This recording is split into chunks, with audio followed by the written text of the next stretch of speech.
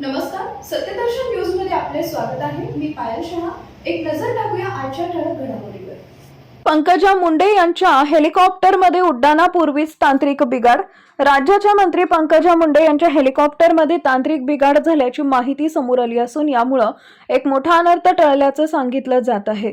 सुदैवानं हा बिघाड हेलिकॉप्टर उड्डाण घेण्याआधीच लक्षात आल्यानं पंकजा मुंडे यांनी आपला प्रवास तात्काळ थांबवण्याचा निर्णय घेतला। जिल्हा परिषद निवडणुकांचा प्रचार सध्या संपूर्ण महाराष्ट्रात जोरदार सुरू आहे। त्याच अनुषंगाने मंत्री पंकजा मुंडे या प्रचारासाठी छत्रपती संभाजीनगरहून लातूरकडे जाणार होत्या। मात्र छत्रपती संभाजीनगर येथून हेलिकॉप्टर उड्डाण घेण्याआधीच तांत्रिक बिघाड असल्याचं दिसून आले। हेलिकॉप्टरमध्ये नेमका कोणता बिघाड झाला होता याबाबत अद्याप अधिकृत माहिती समोर आलेली नाहीये। पंकजा मुंडे यांनी तात्काळ हेलिकॉप्टर प्रवास रद्द करून पर्यायी व्यवस्था स्वीकारल्याचं समजतंय। या घटनेमुळे काही काळ राजकीय वर्तुळात खळबळ उडाली होती। मात्र पंकजा मुंडे सुरक्षित असून कोणतीही इजा झालेली नाहीये अशी माहिती समोर आली आहे।